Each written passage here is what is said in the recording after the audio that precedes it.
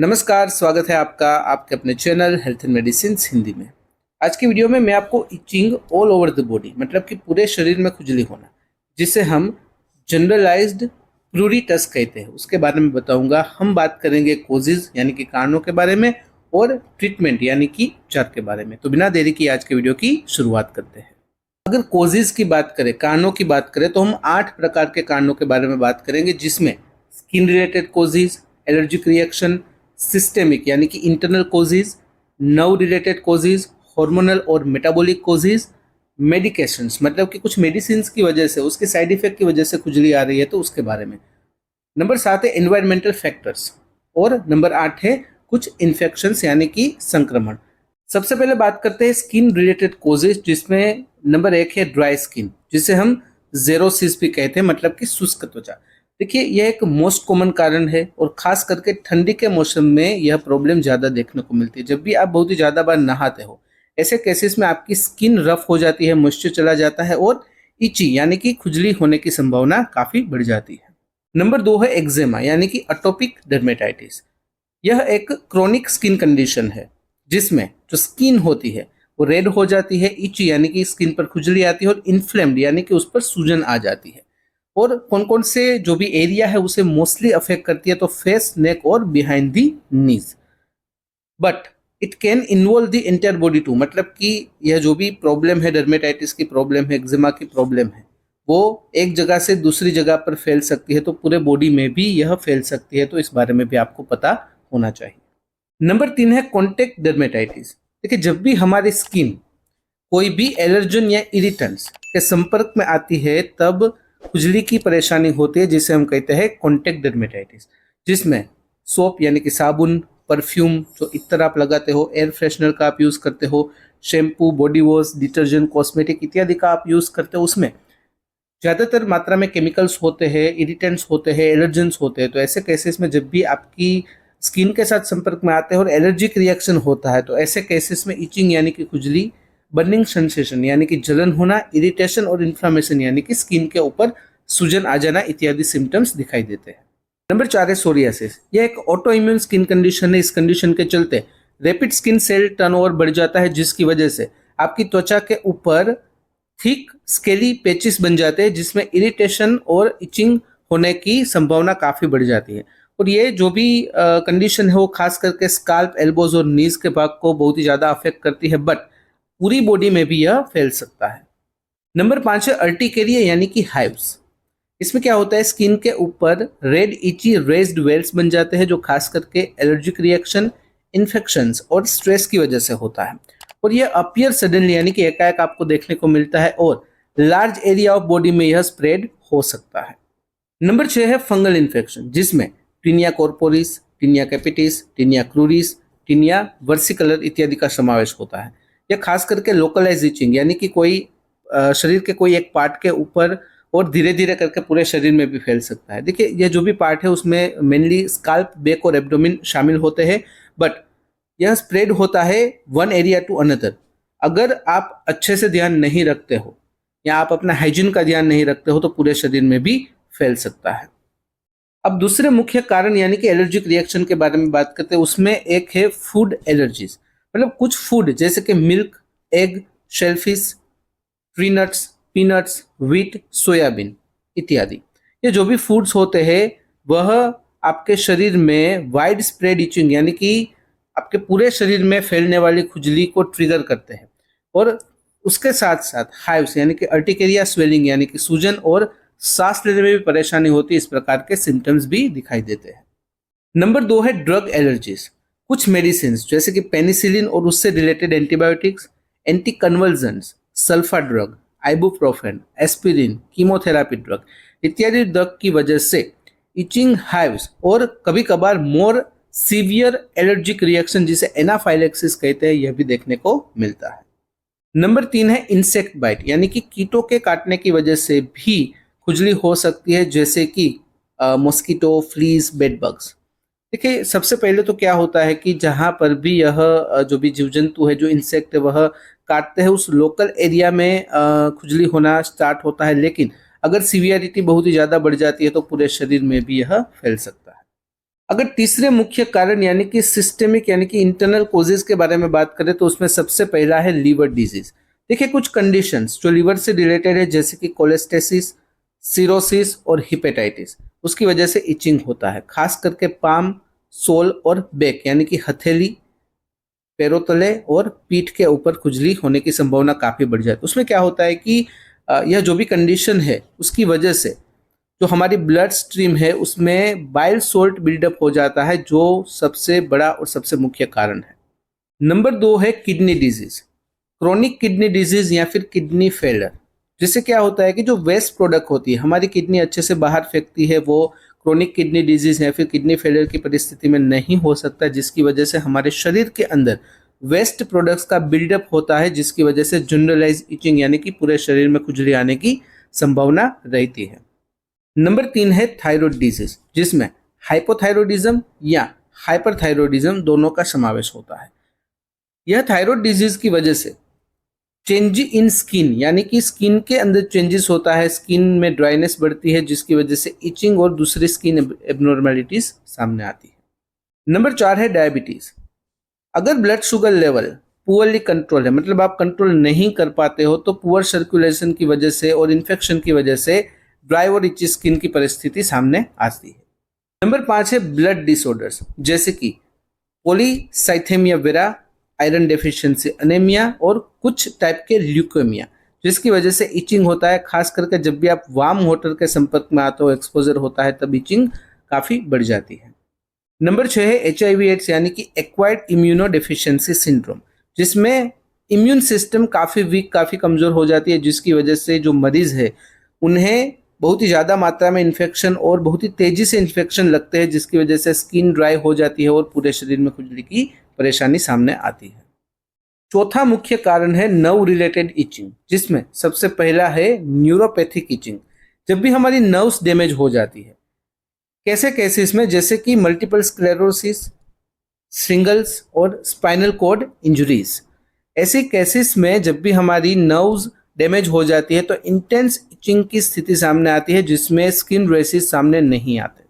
Number 2 है psychogenic प्रूरिटस। एक psychological conditions जैसे कि एंजाइटी, स्ट्रेस, डिप्रेशन और ओसीडी यानी कि ऑब्सेसिव कंपल्सन डिसऑर्डर, ऐसे केसेस में जो भी इचिंग होती है या तो वो ट्रिगर होती है या तो वो खराब हो जाती है, मतलब कि जो भी सिम्टम्स होते हैं और ज़्यादा बढ़ जाते हैं। अगर बात करें हार्मोनल और मेटाबॉलिक कॉजेज के बारे में तो उसमें नंबर 1 है मेनोपॉज। देखिए जब भी मेनोपॉज की स्थिति होती है तब हार्मोनल चेंजेस होता है, जिसकी वजह से जो त्वचा है वो इची और ड्राई हो जाती है और खुजली की परेशानी सामने आती है। नंबर 2 है प्रेगनेंसी।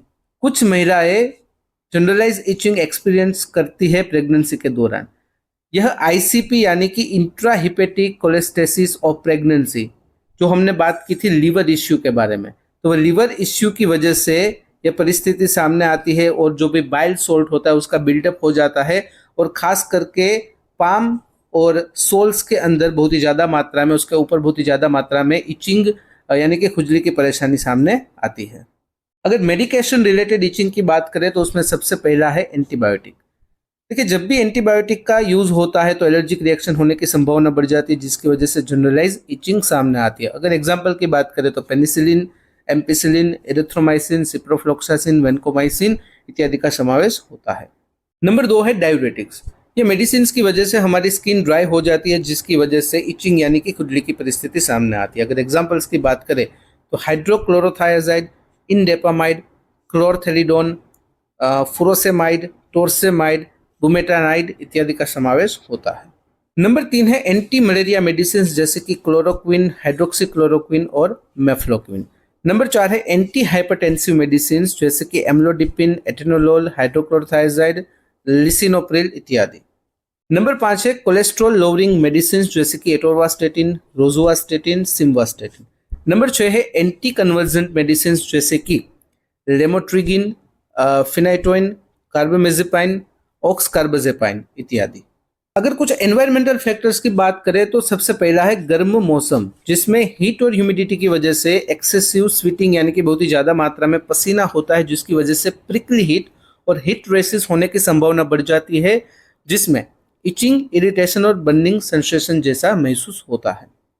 नंबर 2 है कोल्ड वेदर यानी कि सर्दी का मौसम, जिसमें क्या होता है ह्यूमिडिटी बहुत ही लो होती है और जो आपकी स्किन होती है वो मॉइस्चर छोड़ देती है, जिसकी वजह से स्किन में ड्राइनेस हो जाती है और इचिंग और इरिटेशन सामने आती है। नंबर 3 है sunburn due to extreme heat exposure. अगर बहुत ही ज़्यादा मात्रा में हीट एक्सपोजर होता है, आप बहुत ही ज़्यादा मात्रा में धूप में रहते हो और कड़ी धूप में रहते हो, तो ऐसे केसेस में आपकी स्किन में से मॉइस्चर चला जाता है, आपकी स्किन ड्राई हो जाती है, पीलिंग और इचीनेस भी हो जाती है। अगर बात करें कुछ संक्रमण के बारे में, तो उसमें सबसे पहला है स्केबीज। देखिए, एक कंटीजियस स्किन कंडीशन है, मतलब कि एक व्यक्ति में से दूसरे व्यक्ति में फैल सकती है, जो माइट्स यानी कि कीड़ों की वजह से फैलती है, जिसमें इंटेंस इचिंग बहुत ही ज़्यादा मात्रा में इचिंग होती है, स्पेशली एट नाइट, मतलब कि रात के समय पर, और आपके हाथ, आपके जो रिस्ट और एल्बोज सबसे ज़्यादा प्रभावित होते हैं। नंबर 2 है लाइस, हेड लाइस, हेयर लाइस और प्यूबिक लाइस, मतलब कि आपके जो स्काल्प है उसमें, आपके बालों में और प्यूबिक एरिया में जो लाइस हो जाते हैं, जिसकी वजह से इंटेंस इचिंग खास करके यह एरिया के अंदर देखने को मिलती है। नंबर 3 है वायरल इन्फेक्शंस। कुछ वायरल इलनेस जैसे कि chicken pox, shingles, fifth disease, rubella, जिका फीवर, मिजल्स, रोजियोला, हेपेटाइटिस, HIV इत्यादि की वजह से, इत्यादि वायरल इन्फेक्शन की वजह से जनरलाइज इचिंग सामने आ सकती है। नंबर 4 है पैरासाइट इन्फेक्शन। कुछ पैरासाइट्स इन्फेक्शन जैसे कि स्ट्रोंगाइलोडियासिस, जिसकी वजह से इचिंग होने की संभावना काफ़ी बढ़ जाती है और ये वाइड स्प्रेड होता है। देखिए, आपके बॉडी में जैसे जैसे पैरासाइट मूव करता है, वैसे वैसे उस जगह पर इचिंग यानी कि खुजली की परेशानी सामने आती है। अगर बात करें ट्रीटमेंट की, तो एक तो है टॉपिकल ट्रीटमेंट, एक है ओरल ट्रीटमेंट, एक है फोटोथेरापी, होम रेमेडीज और लाइफस्टाइल मॉडिफिकेशंस। अगर बात करें टॉपिकल ट्रीटमेंट के बारे में, तो उसमें नंबर 1 है मॉइस्चराइजर। जो आपकी स्किन होती है उसमें हाइड्रेशन होना काफ़ी क्रुशियल होता है, काफ़ी जरूरी होता है, खास करके जिन लोगों की स्किन ड्राई है यानी कि शुष्क है। ऐसे में क्या करना है, आपको हाई क्वालिटी और फ्रेग्रेंस फ्री लोशंस का उपयोग करना है। जब भी आप नहाकर बाहर आए तो तुरंत आपको क्या करना है, सफिशिएंट क्वांटिटी में लोशन लेकर आपके शरीर पर लगाना है, जिससे क्या होगा, मॉइस्चर रिस्टोर हो जाएगा और आपको इचिंग और इरिटेशन से राहत मिलेगी। नेक्स्ट है टॉपिकल कॉर्टिकोस्टेरॉइड्स। देखिए, जब भी खुजली के साथ साथ इन्फ्लामेटरी स्किन कंडीशन यानी कि त्वचा के ऊपर सूजन भी होती है, खास करके एक्जेमा और सोरियासिस की स्थिति में, तो कुछ OTC कॉर्टिकोस्टेरॉइड यानी कि ओवर द काउंटर मेडिसिन जैसे कि हाइड्रोकोर्टिसोन क्रीम का उपयोग आप कर सकते हो। लेकिन जो प्रिस्क्रिप्शन बेस्ड कॉर्टिकोस्टेरॉइड होता है उसमें ज़्यादा स्ट्रेंथ होती है, तो कभी कभार वो भी रिक्वायरमेंट होती है जो आपको बिना प्रिस्क्रिप्शन के नहीं मिलती, लेकिन डॉक्टर आपको प्रिस्क्रिप्शन लिख कर देते हैं, तो मेडिकल स्टोर पर से आपको मिल जाती है, जैसे कि क्लोबेटाजोन, बिटामिथाजोन, डेसोनाइड, बेक्लोमिथाजोन इत्यादि। नेक्स्ट है एंटीहिस्टामाइन्स क्रीम, जो एलर्जिक रिएक्शन की वजह से, हाइव्स की वजह से जो भी इचिंग है उसमें खास करके काम आती है। एग्जाम्पल के तौर पर डाइफेनहाइड्रामाइन और जिंक एसीटेट क्रीम। नेक्स्ट है कूलिंग एजेंट्स, ऐसे प्रोडक्ट्स जिसमें मेंथोल और कपूर हो यानी कि कैम्फर हो, जो आपको कूलिंग सेंसेशन और सूथिंग इफेक्ट देता है, जिसकी वजह से जो खुजली की समस्या है वो कम हो जाती है, साथ ही साथ इरिटेशन और जलन की समस्या भी कम हो जाती है। नेक्स्ट है टॉपिकल कैल्सिन्यूरिन इनहिबिटर्स। देखिए, एक नॉन स्टीरॉयडल क्रीम है जो खास करके एक्जेमा और दूसरी डर्मेटोलॉजिकल कंडीशंस में उपयोग में ली जाती है। एग्जाम्पल के तौर पर टेक्रोलिमस और पिमेक्रोलिमस। अगर ओरल ट्रीटमेंट की बात करें तो नंबर 1 है एंटीहिस्टामाइन्स। देखिए, जब भी इचिंग की परेशानी एलर्जी की वजह से है तो उसे मैनेज करने के लिए एंटीहिस्टामाइन्स दी जाती है। उसमें से कुछ सेडेटिंग होती है, मतलब कि उससे ज़्यादा नींद जैसा आता है। खास करके नाइट टाइम इचिंग को मैनेज करने के लिए एंटीहिस्टामाइन्स दी जाती है। एग्जाम्पल के तौर पर सेटुरिजिन, लिवोसेटुरिजिन, लोराटेडिन, डाइफेनहाइड्रामाइन, क्लोरफेनरामाइन, ब्रोमफेनरामाइन इत्यादि। नेक्स्ट है ओरल स्टीरॉइड्स। जब भी सीवियर एलर्जिक रिएक्शन होता है और इन्फ्लामेटरी कंडीशन यानी कि स्किन के ऊपर, त्वचा के ऊपर सूजन हो जाती है, तो ऐसे में ओरल स्टीरॉइड्स प्रिस्क्राइब करके दिया जाता है और उसे आपको विदाउट प्रिस्क्रिप्शन कभी भी नहीं लेना है, जैसे कि प्रेडनिसोलोन, मिथाइल प्रेडनिसोलोन, बीटामिथाजोन, डेक्सामिथाजोन इत्यादि। नेक्स्ट है एंटी डिप्रेसेंट्स। देखिए, कुछ केसेस में SSRI मतलब कि selective serotonin reuptake inhibitors prescribe करके दिए जाते हैं। और कभी कभार ट्राईसाइक्लिक एंटी डिप्रेशन जैसे कि एमिट्रिप्टिलिन भी प्रिस्क्राइब करके दी जाती है अगर इचिंग की परेशानी क्रोनिक इचिंग यानी कि बहुत ही ज़्यादा मात्रा में है और खास करके उसके पीछे साइकोजेनिक कोज अगर शामिल है, तो ऐसे केसेस में एंटी डिप्रेशन जिसमें SSRI और tricyclic anti depression medicine prescribe करके दी जाती है। नेक्स्ट है एंटीबायोटिक और एंटी फंगल। देखिए, अगर इचिंग यानी कि खुजली की परेशानी बैक्टीरियल या फिर फंगल इन्फेक्शन की वजह से है तो उसके लिए एप्रोप्रिएट एंटी माइक्रोबियल थेरापी बहुत ही ज़्यादा मदद करती है। तो ऐसे में एंटीबायोटिक्स जैसे कि पेनिसिलिन, डोक्सीसाइक्लिन, मिनोसाइक्लिन, लिनेजोलिड इत्यादि दी जाती है और एंटी फंगल्स मेडिसिन जैसे कि फ्लूकोनाजोल, टर्बिनाफिन, इट्राकोनाजोल इत्यादि प्रिस्क्राइब करके दी जाती है। अगर बात करें फोटोथेरापी यानी कि लाइट थेरापी के बारे में, तो क्रोनिक प्रूरिटस के मामलों में खास करके अगर एक्जिमा, सोरियासिस और कुछ दूसरी स्किन कंडीशन है तो ऐसे में अल्ट्रावायोलेट लाइट थेरापी इफेक्टिव होती है और उसकी वजह से इचिंग में राहत मिलती है, कम हो जाती है। अगर कुछ होम रेमेडीज की बात करें तो जनरलाइज इचिंग को दूर करने के लिए oatmeal bath, aloe vera gel, neem water bath, turmeric sandalwood paste, cold compresses, humidifier का उपयोग और अवॉइड इरिटेंट्स यानी कि इरिटेंट्स को अवॉइड करना, ये होम रेमेडीज आप ट्राई कर सकते हो। अगर लाइफस्टाइल मॉडिफिकेशंस की बात करें तो जनरलाइज इचिंग में एक तो आप अपने आप को हाइड्रेट रखें, मतलब कि एक हाइड्रेशन मेंटेन रखें, स्क्रैचिंग अवॉइड करें, मतलब कि बहुत ज़्यादा मात्रा में खुजाना नहीं है, और जब भी आप नहाए तो mild soap, fragrance free soap से नहाए और जो भी डिटर्जेंट यूज़ करें वो जेंटल डिटर्जेंट यूज़ करें ताकि जो भी इरिटेंट्स होते हैं, जो भी एलर्जेंस होते हैं उससे आप बच सके। हीट को अवॉइड करें और अपने आप को हाइड्रेट रखें। तो यह थी जानकारी itching all over the body यानी कि जनरलाइज इचिंग के बारे में, उसके कारणों के बारे में, उसकी ट्रीटमेंट के बारे में। अगर आपको हेल्थ और मेडिसिन से रिलेटेड कोई भी क्वेश्चन है तो feel free to ask in comment में आप मुझे पूछ सकते हो। अगर कमेंट में आप अनकंफर्टेबल हो, आप चाहते हो कि आपके जो भी क्वेश्चन है वो प्राइवेट रहे, वो एक्सपोज ना हो, तो ऐसे केसेस में आप मुझे डायरेक्टली मेल कर सकते हो qa.hm@gmail.com पर। तो फिलहाल इस वीडियो में बस इतना ही। आज का वीडियो ध्यान से देखने और सुनने के लिए आपका धन्यवाद। जय हिंद, जय भारत।